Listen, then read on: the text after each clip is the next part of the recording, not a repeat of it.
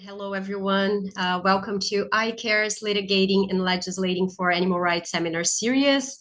I'm so glad to see so many people joining us from all around the world. I'm speaking from Brazil, for instance, for this fifth seminar in the series, where we continue to discuss how legal reform and strategic litigation can be mobilized as a useful instrument to recognize and enforce animal rights. So for those of you who don't know me, I'm Ana Caramuru-Ober, and I'm an interdisciplinary legal scholar from São Paulo. And I'm truly honored to be the moderator of this seminar, and I'm looking forward to our conversation today, which is centered on vegan rights litigation and how this connects to animal advocacy and advancing animals' interests. So in this seminar, we'll discuss how vegan rights arguments are being tested across different legal pathways and institutions in real proceedings, and what animal advocates can learn from the procedural choices, evidentiary strategies, and remedies sought. In this seminar, our guests will examine how vegan rights arguments are handled in court and draw lessons for advocates and lawyers from the Danish and Canadian cases about a litigation strategy. And hello. So without further ado, I'm very excited to welcome our guests for today's conversation, Camille Labuc and Berit Ertman. I hope I pronounced your names correctly. Correct me if I'm wrong. And thank you so much for being here with us today. So could you please start by introducing yourselves to our audience and then telling us a little bit about your work and organizations? I would like to start. My name is Berit Erdmann, and I'm filling in for Rune Christopher Drausdal, our Secretary General today. I'm the Chief Communications Officer at the Vegetarian Society of Denmark, based in Copenhagen, Denmark. I have been with the Vegetarian Society for almost 5 years now. And before that, I worked as a journalist at one of the biggest Danish newspapers. So the Vegetarian Society, for those who don't know us, is one of the only NGOs here in Denmark working actively towards a more plant-based future. So we call ourselves the key actor in Denmark on the plant-based area. And we collaborate with organizations and companies and schools, politicians and supermarkets to create more demand for plant-based products and meals, but also, and I think maybe more importantly, we work on the supply side. So we make sure that the framework is there to that meals are being served in public kitchens and that plant-based foods are easily available everywhere. So it's part of my job to make sure that we keep the positive plant-based news in the public eye, and our communication includes avoiding public backlash on some of the initiatives that we push. And that includes these court cases that we are about to discuss here. Thank you, Berit. That's very interesting. And thank you for your work. Now, Camille, if you would like to introduce yourself as well. Thank you, Anna. Yes, I'm Camille Labchuk. I am a lawyer and the Executive Director of Animal Justice. We are a Canadian animal law advocacy organization. So we focus on trying to improve animal protection laws that are on the books right now. Canada actually has some of the worst animal protection laws in the Western world, which is surprising given our reputation as kind, polite Canadians. We litigate to give animals a voice in courtroom proceedings, and we try to make sure that laws are enforced by doing undercover investigations to expose animal suffering, and generally work to mobilize animal advocates and build the movement in Canada. And I got involved in vegan rights litigation while I was still in law school, actually. I think we're going to get to that a bit later. But we view it as something that's really a natural extension of trying to protect the rights and interests of animals, is also making sure that the people who take it upon themselves to be vegan, to advocate for animals, don't face unfair barriers in their path toward doing that work. Okay, thank you so much, Camille. That's also very interesting. So to start our conversation, we are talking today about vegan rights litigation. So Berit, for those who may not be familiar with this field, could you explain what we usually mean when we talk about litigating for vegan rights and how this differs from other forms of animal rights litigation and advocacy? And do you see a connection between vegan rights litigation and animal advocacy? Oh yeah, there's definitely a connection there in the sense that they can work towards the same goal and they're working towards the same goal.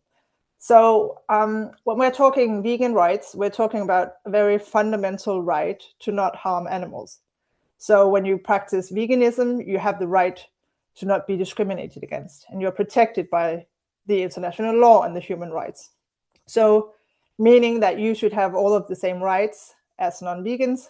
And if you are in a situation where you cannot practice your way of living, then you have an unequal treatment, and that is discrimination. So one way to put it is that vegan rights is it puts human rights like front and center. So, well, another key here is that, of course, if vegans get these rights, it will de facto mean that all others who wish to eat more plant-based will also have easier access to it. So we know from our work that the normalization of vegan meals is key. So when a vegan option is made available in hospitals or daycares or other places, some people will choose it and more people will choose it. Vegetarians, flexitarians, and so forth. So in return, this helps save more animals because fewer meat dishes are being made. So all these things sort of play into each other. Very good. Thank you so much. Let's see the next question for Camille. Camille, could you walk us through the Ontario human rights case in which animal justice intervened and explain how ethical veganism was argued as a protected belief? What did animal justice try to help the court understand? Yeah, so to tell the story properly, I need to back up a little bit, and I'll try not to make this too long because it does have a very lengthy history at this point. But I first got interested in whether the human rights protections available in Ontario could apply to vegans when I was in law school, so a long time ago now. And at the time, so Ontario has a human rights code that covers government and private interaction. So any interaction you might have with a business, with an employer, with somebody interested in renting you an apartment, that would be governed by the Human Rights Code. At the federal level, Canada also has a Charter of Rights, so that's a national constitutional document that does protect people's belief systems against government interference and discrimination. And that includes vegans, that's a settled law at this point. But private interactions between an employer or other contexts that don't involve a government actor aren't covered by the federal legislation. So that's why you look to each individual province. And in Canada, we've got 10. So in Ontario, the Human Rights Code says that people can't face discrimination based on, gender, sexual orientation, important characteristics like that. And it also says the word creed. So you can't discriminate against somebody based on their creed. So it doesn't define creed. It doesn't give any guidance as to what creed means. And historically, it was thought that creed just meant religion. So that would include religious systems, obviously, but not non-faith-based belief systems. But when I was in law school, the Human Rights Commission, which is a policy body that helps interpret the code, was considering whether this was still appropriate for the modern era. And they ended up doing a process to get input, and they released a new set of guidance for creed. And that set of guidance determined that creed actually could include secular belief systems that are not rooted in a traditional religious belief. So that was really good. And we thought, well, this could include veganism. And I, submitted when I was in law school and did a presentation to the Human Rights Commission about that. And it was all very positive. But we needed a case to formally enshrine this and have the Human Rights Tribunal, which is the court that decides these things, decide that veganism is protected. And that case came along close to a decade now. We were approached by a vegan firefighter who worked for the province of Ontario, and he was sent off to fight forest fires. One of these years, he was sent to the west coast of Canada where there were horrible fires going on. And he was in the field for about 9 days without receiving adequate nutrition. So he just wasn't getting vegan food. He asked for it. Everybody knew he was vegan. It had never been an issue accommodating him before, but this time around, they just didn't do it or wouldn't do it. And when he spoke up for himself and advocated for vegan food, his supervisor retaliated against him, and they actually sent him home and docked his pay. So it was a really, really crushing situation for him. He'd been vegan for a very long time. He grew up in a rural area where vegans were not common, and he managed to find his way to that philosophy and the lifestyle anyway. And so he felt very deeply that it was important to him to get appropriate food while he was working and saving people's property for 16-hour days. We ended up helping him connect with lawyers who focused on human rights cases and helped him file a very strong claim. This was in 2018, 2019 when it became public, and the case worked its way through the tribunal, first of all. and then eventually to the court system. So animal justice sought to intervene at the tribunal, but the tribunal refused to let us participate in the case on the grounds that we just wouldn't add much to the litigation, which I think was unfortunate, but the tribunal is notorious for not treating interveners very fairly. He sadly and shockingly lost at the tribunal, and I think we're going to get into that in a little bit more detail in one of the subsequent questions, but the tribunal determined that he didn't meet one of the criteria necessary for veganism to be considered to be a creed. And it's possible if we were there in that case, we would have been able to help advocate on that point. But he appealed it to a court, and the court, sadly, it didn't rule against him on the merits, but the court said that the case had no longer become a live matter of dispute between the parties. It was moot because he had reached a settlement that dealt with other matters in the litigation, but left open the question of whether veganism should be a creed. Everybody thought it should be still decided by a court, but that court said, well, no, if you've settled the financial matters, we're just not going to get into this essentially academic question of whether veganism should be a creed. So he appealed that, or is seeking leave to appeal to the Ontario Court of Appeal, which is the highest court in the province. And we intervened in that case as well to say, yes, he should be granted leave. We're still waiting the decision on that, so we'll see where it goes. Oh, wow, that's unbelievable. So yeah, let's continue with this topic. So the case turns on whether ethical veganism fits under creed in the Ontario Human Rights Code. What does the tribunal look for to decide whether veganism counts as a creed or not? And zooming out, what is at stake in recognizing ethical veganism as a protected belief? What would it change, for instance, in workplaces and public institutions and for people trying to live a life free from animal exploitation? Yeah, so there are 5 criteria that a tribunal is supposed to consider when determining if a belief system constitutes a creed. And those are that it must be sincerely, freely, and deeply held. So I think that's an easy one to say that veganism is sincerely and freely and deeply held by people. The second is it has to be integrally linked to a person's self-identity, self-definition, and fulfillment.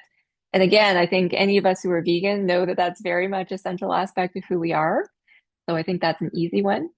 It has to be a particular and comprehensive overarching system of belief that governs one's code and practices.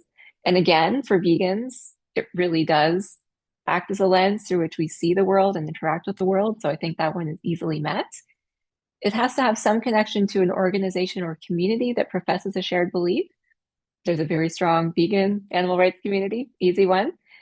But here's the last one, and this is where the tribunal rejected Adam, the firefighter's case.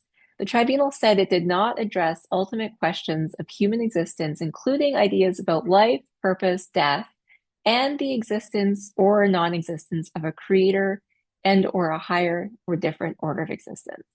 And so the tribunal said that his evidence and Adam's belief system didn't essentially address a creator. Now, we say that makes absolutely no sense because the point of removing creed from this idea that it must be part of religion is so that secular belief systems can be covered. So if you're only ever requiring that there must be some like consideration of a creator when you're looking at creed, then you really defeated the purpose of that really progressive move away from it being religious. So I think that there was plenty of evidence on the record that the decision maker in the tribunal could have found that his belief system did in fact address these questions. If you think about what vegan belief systems encompass, one fundamental question of human existence about life and purpose and death is our relationship with the other beings with whom we share this planet and the planet itself. So I think it's really clear that this criteria was met, but that's where he failed.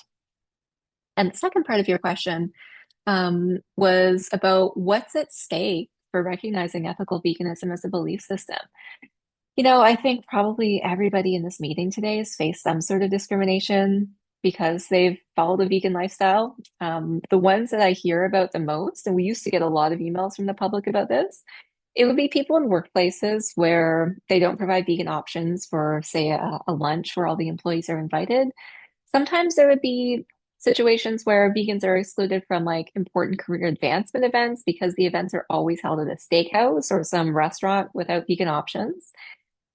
We hear a lot from people in hospital situations who simply aren't provided with the appropriate food that they're looking for. One man who had to receive like enteral feeding, so essentially like a liquid diet, and they simply didn't even offer that type of formula that was vegan. People who've got children in daycares, where the daycares say, no, you can't bring your own food because of allergies or other concerns. And we're also not going to offer vegan food. So for these people, the stakes are very, very real. And as Barrett mentioned at the beginning, there's a real fear that people, when it's already so difficult to be a vegan in this non-vegan world, that people will perhaps decide it's too hard and give up and throw up their hands when they decide that they're facing this discrimination and it's made them feel bad about themselves and about their lifestyle. So I think the consequences are very real for a large number of people. Thank you, Camille. I agree with you. A lot of people, upon realizing that I'm a vegan, for instance, they always compliment me on being very disciplined and being very strong-willed, because you need to organize in advance for a number of things, even getting on a flight or whatever. Like, you need to organize in advance for many situations, take care of many different issues, of very basic, like access to food, right? And it makes it seem so hard when in fact it shouldn't be, and it's not. So I think that that's a very good argument that you make. I'm going to turn now to Berit. Maybe you could start by telling us the story of the Danish Daycare case decided in 2024, and what social or institutional impact it has generated so far. Yes. Can I just ask, a lot of the things Camille said just resonates a lot with us, because we hear the same stories from our members and people in Denmark. So this was an issue that we received many, many questions about, emails from worried parents from basically all over Denmark. In Denmark, in daycares and kindergartens, you either have a system where each family brings a lunchbox, packed lunch from home, or the institution provides food during the day, and then the parents pay an amount each month for it. So we had a lot of desperate parents saying, our child is vegan, but the kindergarten refuses to let us bring our own food, or our child is being forced to eat meat or drink milk. And exactly like you said, then parents sort of just give up on their beliefs and say, okay, well, if we want our child to be a part of this daycare or this institution, then we have to follow the rules. So we realized, and this is years back, but we realized this is a huge problem. So we talked to a lawyer, Folchak, and chose a family from Northern Jutland and asked them actually if they would be willing to be part in this case and go through the process. We believed we had a very good case here, because the families, it's northern part of Jutland, also a very rural area, so the distances are quite long, and there are not just daycares around every corner. And this family found brilliant daycare that they wanted their daughter to go through to, and they asked specifically to be allowed to bring lunch for their daughter, vegan lunch, and the daycare just flat out said that could not be allowed. And then they referred the family to a daycare much further away from where they were living. So they had to drive an hour or something back and forth. So basically, it seemed to us quite insane to not allow the family to bring their own food. And we took this to the court in the Northern Jutland, the first instance of the court system here in Denmark. And the court actually agreed. So and we won the case. And this case was chosen because it simply concerned the fact that they were told no accommodations could be made. So before this went to court, we approached the daycare and the county and the city they were living in to find a solution. But they just said no, and still referred the family to the other institution. And they did not want their daughter to go to the other institution because it didn't make sense for them. So the court said it was not acceptable. And interestingly enough, they didn't challenge if the family were ethical vegans. They didn't challenge the creed at all, which we had actually thought they would. And it was extremely satisfying and a bit surprising that they didn't do it at all. However, I must say the court did not rule on the food served, which is step 2, and we will get into that later. So we still lack legal clarification as to whether one has the right to be served vegan food at a daycare in Denmark. But we have a lot of parents who say we're caught in the system and we're not allowed to bring our own lunches. So now we could go and to the other counties and other places in Denmark with this in our hand and say, you have to do this. And that is a very, very important. So as for the impact, it has already made a huge impact. So right away, we knew that there were other municipalities across the country that we could write to, telling them that they must allow this. So we actually get fewer emails from parents now, and I don't know if it has something to do with this, but we send it to everyone and just say, well, you have to allow this. So equally important, we finally, after this case, got the authorities to acknowledge that children can also live vegan, because the Danish authorities had up to then said that could not be recommended for children. And the wording was changed in the official recommendations from the food authority from cannot be recommended to include guidelines for vitamin supplementation. And that came after the lawsuit, because the authorities identified that you cannot say that something cannot be recommended about a human right. So, and this we're very proud of, because it actually made a huge difference in the way you speak about veganism and vegan food for children. That's so interesting. And again, it's so hard for parents, right? You already have to deal with so many different challenges when you have children, right? And then for you to have to go that extra mile, and then you already fear your children will be treated differently because you're not following the norm of society, right? And eating meat. So that's already very challenging, and to have that other challenge to overcome. So that's a very, very important lawsuit. And staying with you, the contrast between the daycare win and the hospital case loss later in 2024 is instructive. Why do you think that, unlike the daycare case, this one was lost at first instance, and what are your expectations for the outcome on appeal? Yes, because we have a hospital case also. It's appealed to the High Court, and it's going to court in September of this year. And yeah, we lost that initially. It's a tough question, really, because I sat in the courtrooms and I heard all of the arguments.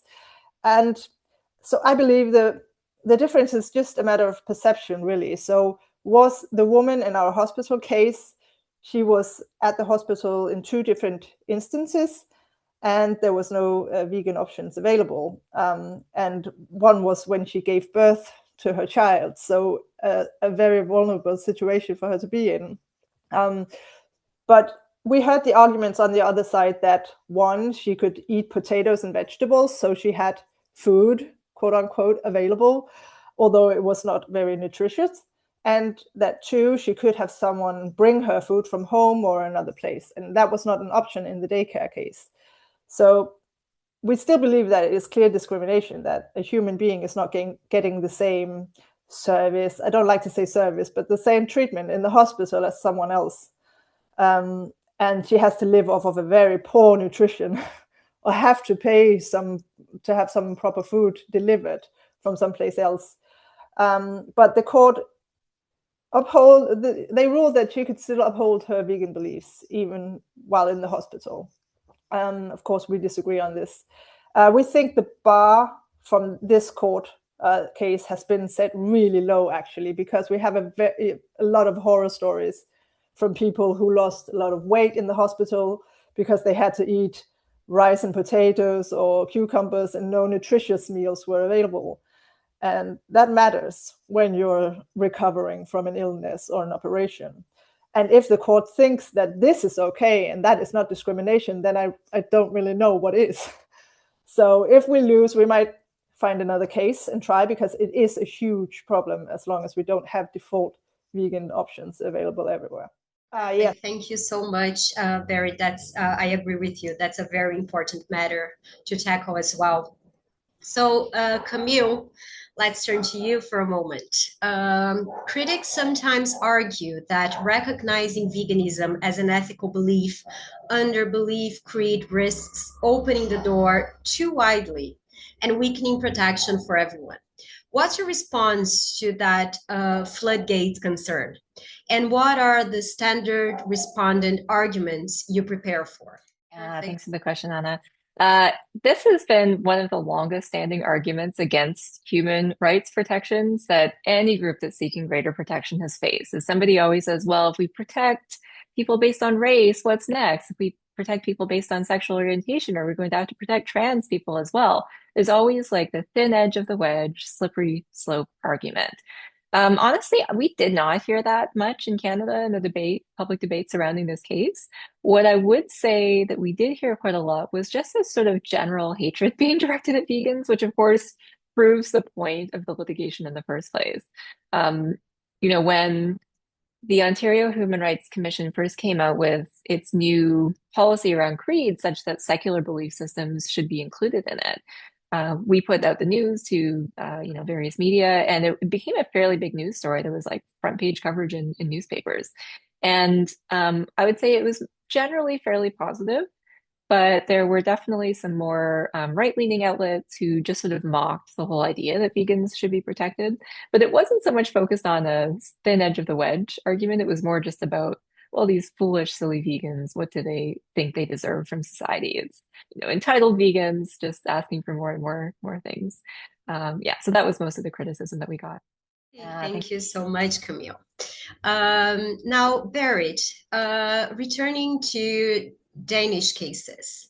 Why did the Vegetarian Society of Denmark choose to litigate vegan access in public institutions primarily through equality and freedom of conscience arguments? And how do you choose which cases to litigate to begin with? Thank you for that. I would first like to say that it has been quite difficult finding families or people who would try their case at court, because it's a long process and they are all going through the media mill, like Camille said also, with people criticizing them or calling them out, or media outlets calling them for comments. It takes its toll. So we have had people drop out of the process because it became too difficult and they just wanted to get on with their life. And I understand that. So it's quite easy for public opinion to turn against vegans who demand equal rights. So that's something to consider when doing litigation, the personal toll.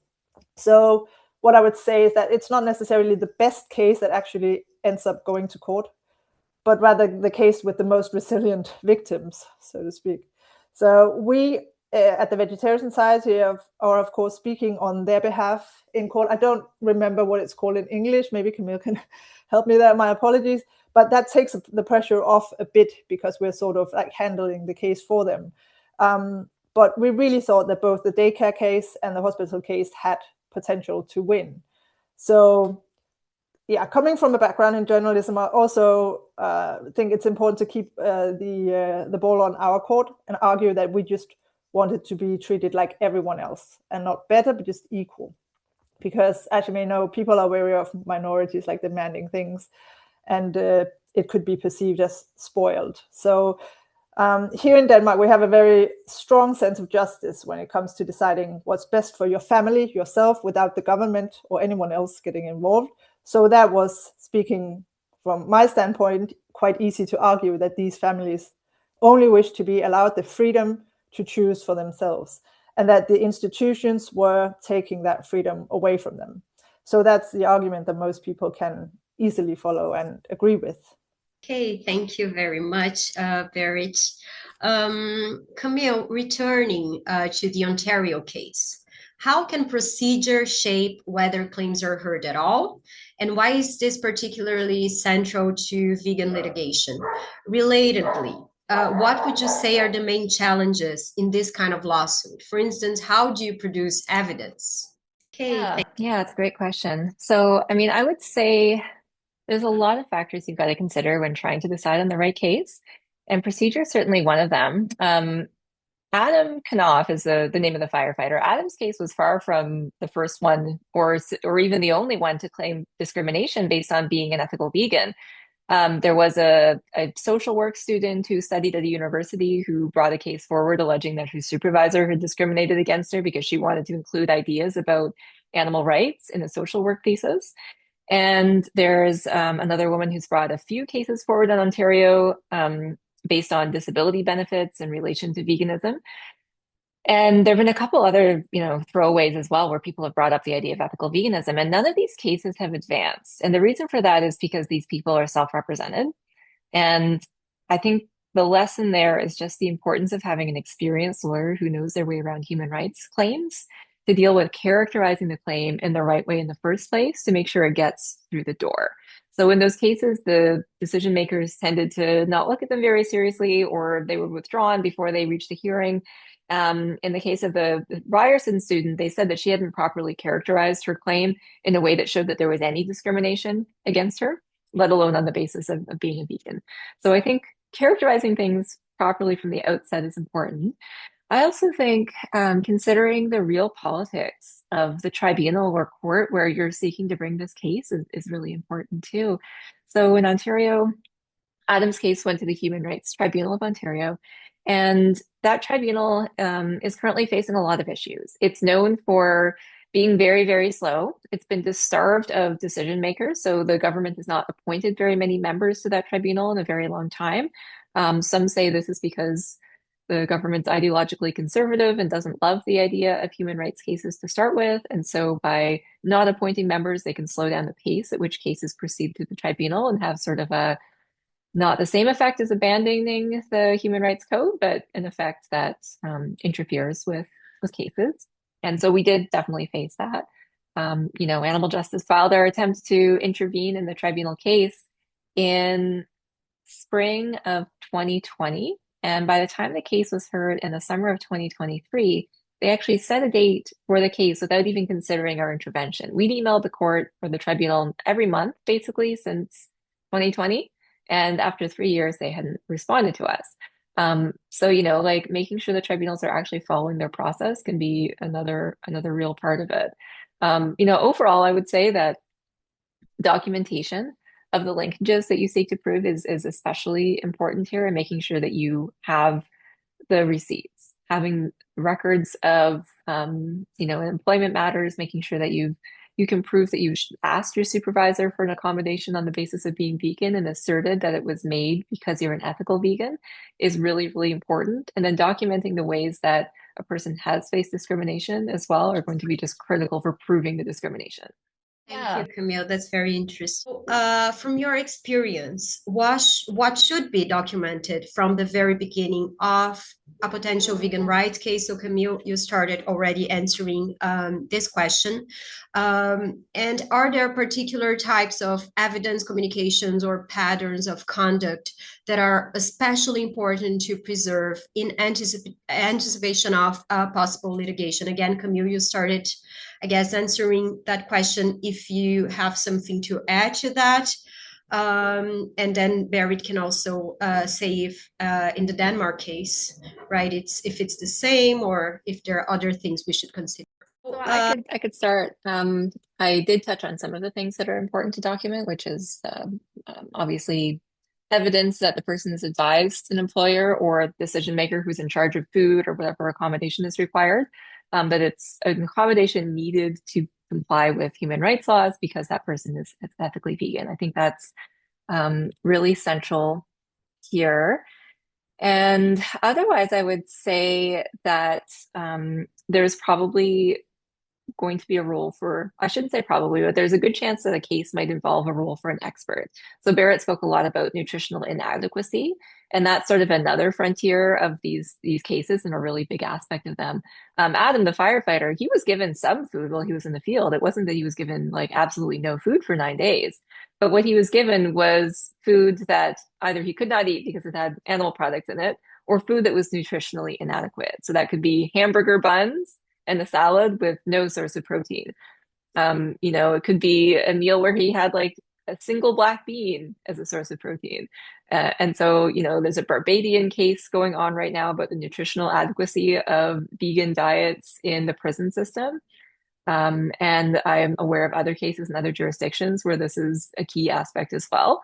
So documenting exactly what food was provided and being able to compare that later with expert evidence, indicating a nutritional inadequacy, there's a good chance that's going to play a role here too. So that's our experience as well. Take pictures of menu cards and the food you are provided. We have a lot of pictures of literally 2 carrots and a bowl of rice for dinner, or a slice of rye bread and a cucumber. And I think everyone who looks at these pictures can agree that it's not a nutritious meal, but you have to have someone say, well, this is not enough when you are in the hospital or if you're at work. And in the case of the daycare case, the family got everything in writing, and we got everything in writing as well, agreements, disagreements. And the family was out speaking with the institution at one point. And afterwards, we wrote a letter saying, after our talk today, we understood this and this, is that's correct, because otherwise you just have no proof of what was said. So you build a timeline over what is done and what is said and the communication. And that actually turned out to be quite crucial, that the family could prove what the authorities had said at a certain point, and the daycare workers had actually said and when. So yeah, and also, if I may add, because it may seem obvious, but we know it's quite tricky to be on your best behavior when you're frustrated, and you might want to yell and get angry. But when it comes to litigation and the court process, it's always better to just be sensible, pragmatic, and communicate like in general terms, and just be really wary of what you say. And that is the case where you can have a lawyer or an organization or someone helping you along the way, so that you might ask the right questions. So yeah, like we wrote something along the lines of, can you provide the family with the freedom to choose this and this? And then they said, no, we could not. So that was kind of a giveaway. But it can be difficult when you're just one person and it concerns yourself and your family. We know that. So get help. Try to seek the help that you can get. Perfect. Yeah, that's a great advice for sure. So Camille, with you now, what remedies have the biggest spillover or ripple effect beyond one claimant? What's most likely to change how institutions behave over time, in your opinion, of course? Yeah, I mean, I think that litigating cases involving some of the largest institutions probably has the strongest likelihood for prompting wider change.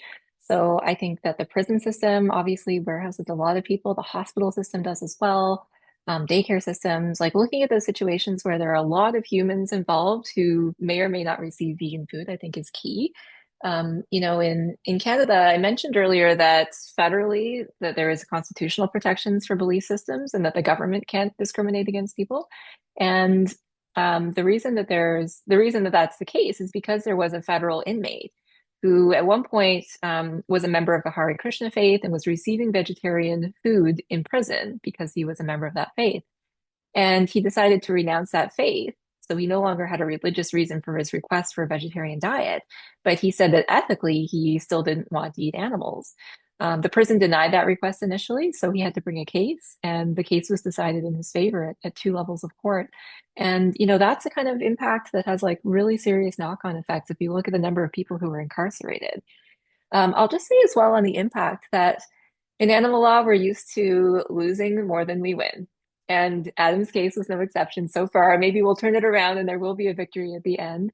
But I will say that I think it has already had a really significant effect, even without a formal court-ordered remedy. So when Adam first filed his case, it received a lot of media attention.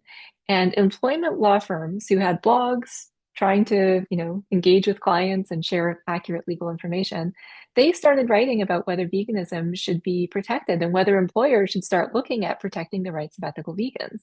And their advice was, yeah, this is definitely an area where there could become very, very firm law on this. So I actually think that the proliferation of that discussion in the legal sphere and in law firms really helped probably a lot of employers decide to be proactive about accommodating vegans. And I personally noticed, and Barrett may have a similar experience, that I've been hearing about far fewer cases of discrimination since this case became real and since it was publicized.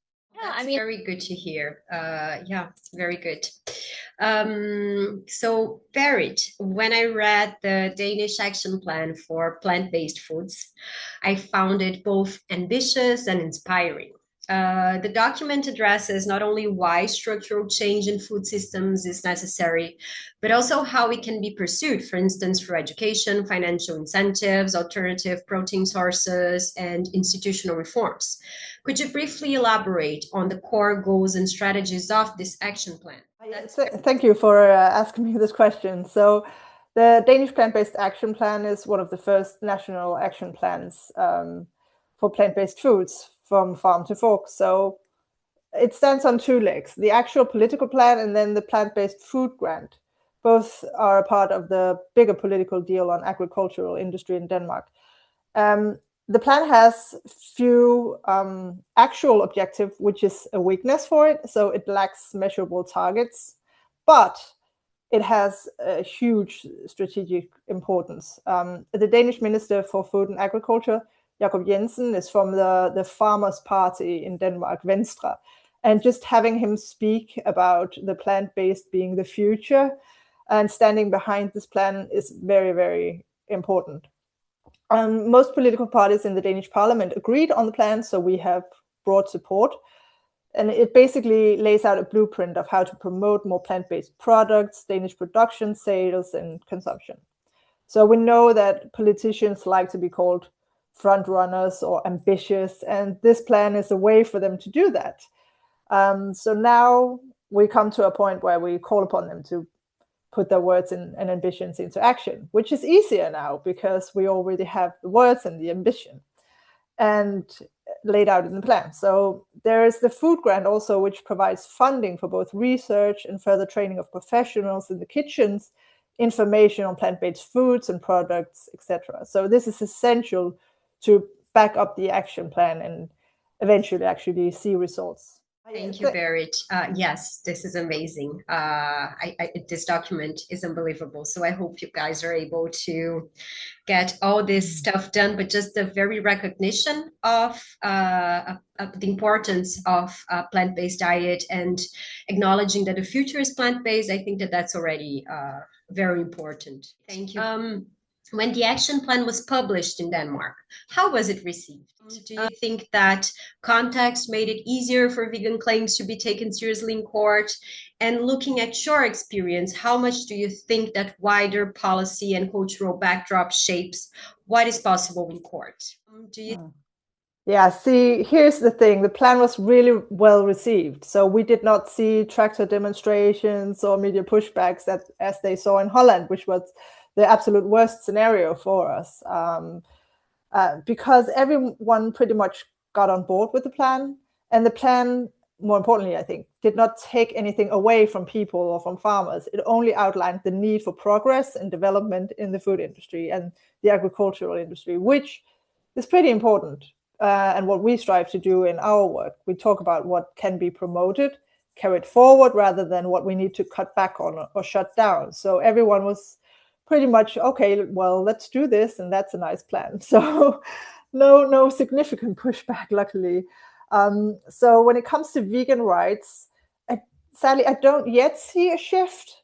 I think most people still differentiate between vegans and the plant-based foods, and are not making the connection. But I do think that if society can agree that we need to make more plant-based meals available, which is what we're working towards, then things will work out on its own without the need for litigation. And backstory to this, we had actually been working for 4 years to get the Danish parliament to pass a law that made it mandatory to serve one vegan option at all public funded kitchens, hospitals, daycares, nursing homes, jails, etc. So we had been working on this for quite some time and had exhausted like all other possibilities. Then sadly, a few years ago, the parliament didn't pass the proposal. So that was a gut punch. And that was when we decided that litigation was the only option we really had left to like force them into serving this. So I hope that the winds will change soon and that we could have the parliament vote on a proposal again, maybe pass it this time. So that would be a game changer to avoid going through the slow process of the court system. So we would rather avoid litigation altogether, but it's like the way things are now, then that is our option. Okay, I agree with you, and I hope so too. Thank you, Berit. Okay, so Camille, when a case is still live, right? How do you communicate about it publicly to build support? What's your approach to public messaging, and how do you strike the balance between mobilization and protecting our case? What are do's and don'ts? Yeah, there's a lot to consider here. And I think my answer to this question would have been very different if you asked me 7 or 8 years ago. So Adam's case began in 2017 when we were introduced to him. It went public in 2019. And there was a strategic decision that I would do the media interviews around it instead of Adam. I wasn't his lawyer directly, but we were involved in supporting the case. And he preferred not to be in the spotlight at that point. And so really animal justice had carriage of the publicity around the case. Now, 2019, I know we're all coming from different cultural contexts, but that was like the height of veganism. Does anyone remember how awesome it was in 2019? We were on the rise, Beyond Meat Stock was just on the up and up. It was a very different context than we are living in today. So when the case came out publicly in 2019, it was global news. It was in the Washington Post. It was in all the Canadian newspapers. There was a major feature written about his case in the Toronto Star that was quite thoughtful. And none of these were particularly negative. They were simply just covering the case for what it was and contemplating a rights expansion. I would say the media was all generally pretty good. I don't think, well, first of all, there hasn't been much media interest in the case more recently. Any of the subsequent steps have not really covered it at all. So the fact that he lost the case didn't get coverage, which is perhaps good in a sense because it doesn't sort of have this deflationary effect in the eyes of the public. But I do wonder if the context has changed enough such that I wouldn't currently recommend publicizing a case like this in Canada. And the reason I would say that is I share Barrett's concerns about the backlash effect. With veganism not on the rise anymore, let's say it's not on the rise anymore. I don't want to say it's on the decline because I don't think we've got data to support that, and it really varies depending on the context. But certainly the excitement that we saw in 2019 in Canada, at least, doesn't currently exist. And I do worry that there's some concern as well that focusing on ethical veganism is a little bit exclusionary to people who are vegan and, happy about the lifestyle and, champion it, but maybe they're vegan for health reasons or for environmental reasons or not for animal rights-based reasons. I do worry as well about it appearing as more of an exclusionary situation and not a welcoming situation where it's like bringing people in. So I think there's a lot of considerations, and how you communicate about a case in your particular country and particular context is going to be a really, really fact specific discussion. Thank you, Camille. So this next question is for the both of you. So Camille, Barrett, how do you navigate the application of vegan rights arguments in culturally and economically diverse societies? Do you perceive different limitations or challenges when arguing for vegan options in public institutions in resource-limited multicultural countries? In Brazil, for instance, veganism is sometimes framed as an elitist practice.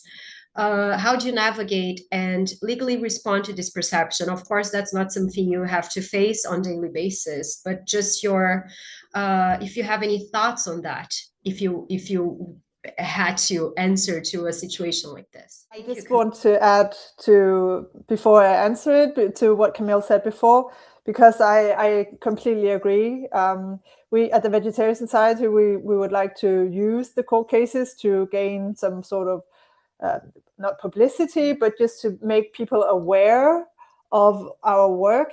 And it seems counterintuitive as a communications officer, but I would actually rather just go about it in peace and quiet and then let people know if we win it, because it is a huge deal, just food and the way we consume food. And, everyone knows it's a big deal. So I would rather just be a little bit more quiet, and then I would love for kitchens to just introduce the plant-based option and just no fuss about it, because people would absolutely adopt it like this. But if we make a big media case out of it, then people are going to have an opinion on it. So there is something to consider when you're doing this. And just to answer your question, in Denmark, we're quite a homogeneous mass, but we do have a rather large group of Muslims. So this has actually helped vegans a little bit, because the kitchens are obligated to serve alternatives to pork. And in Denmark, we have been brought up with pork. It's everywhere in the Danish cooking.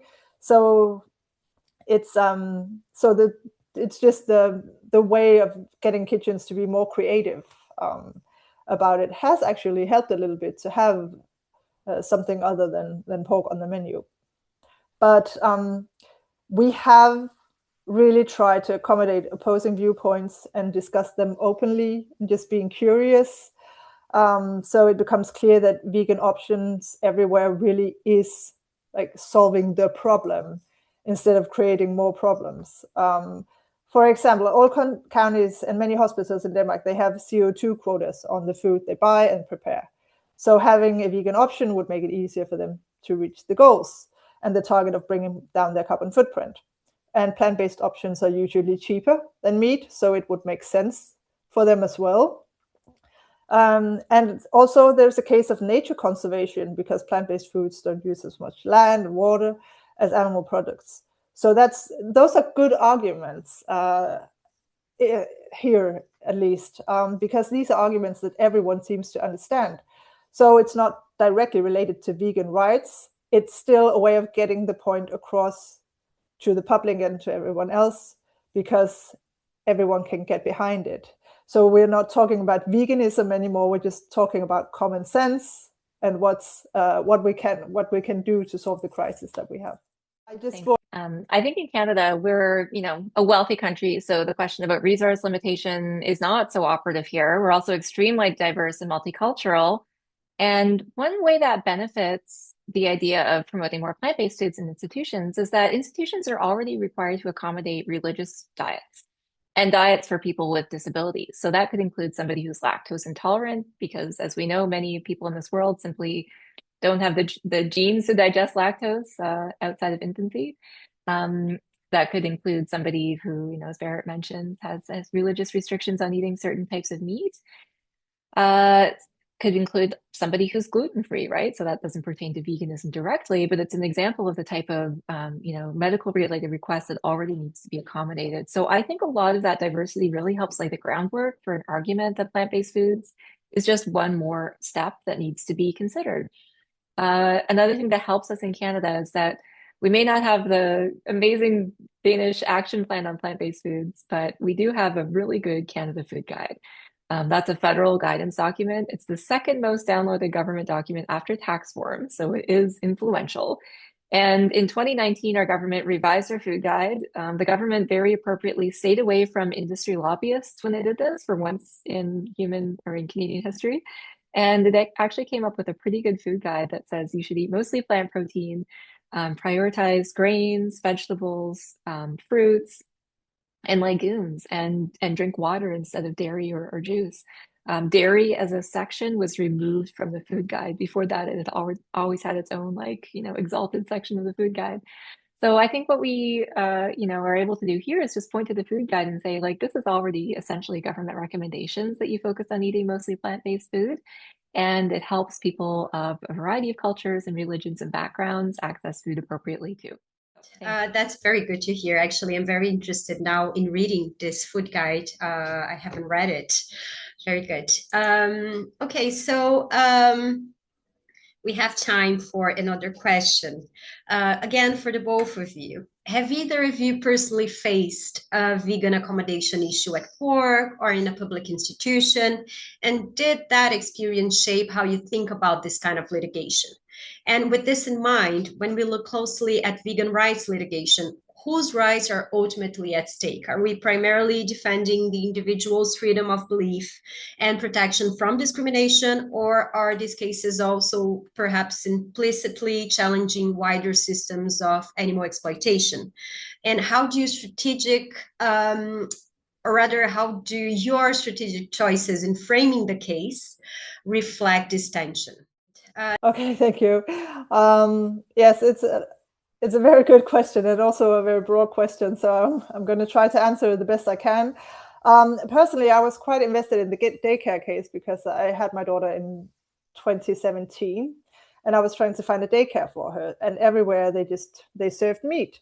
And in the end, I found a place nearby where they had a chef and a kitchen, and this chef was actually vegan himself. So he was able to make like delicious dishes and just veganize them for our daughter. And it made me aware that the system is so unfair because it's up to where you live and just if there happens to be an accommodating institution nearby. And I believe it's inherently wrong. So I wish that would be different.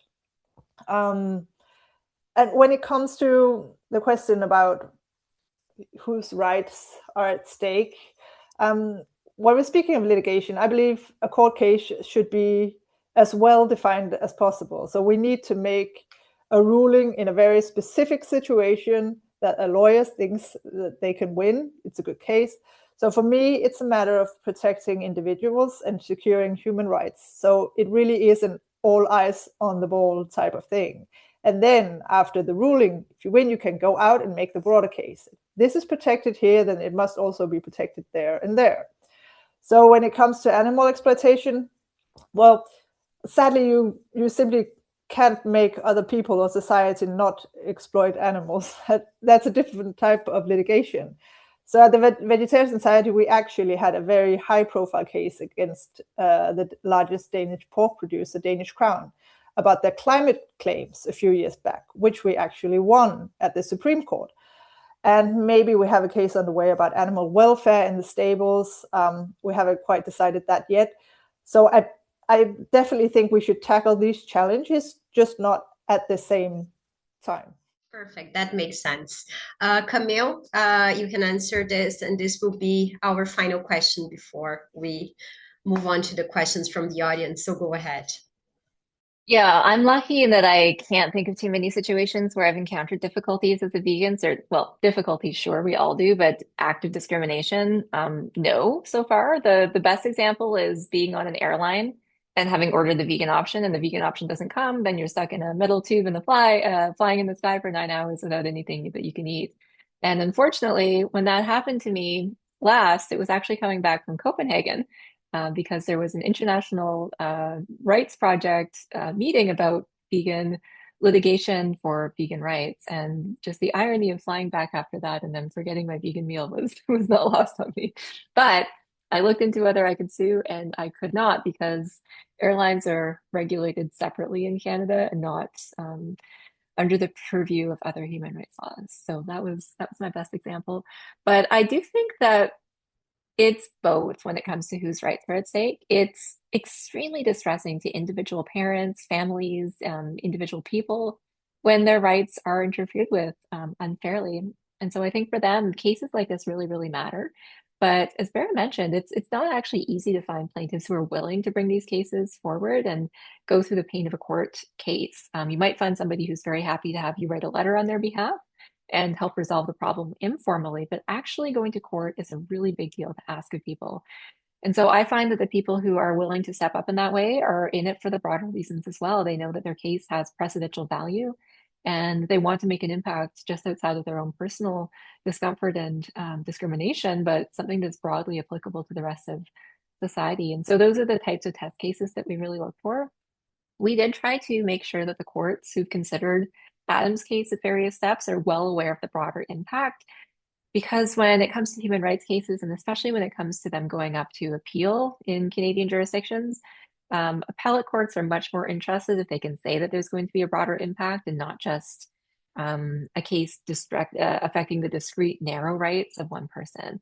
So we tried to show the courts how, there's potentially up to 1 million vegans in Canada who could be affected by this type of ruling. We tried to show them how a lot of other cases have had trouble getting to this stage because they were self-represented.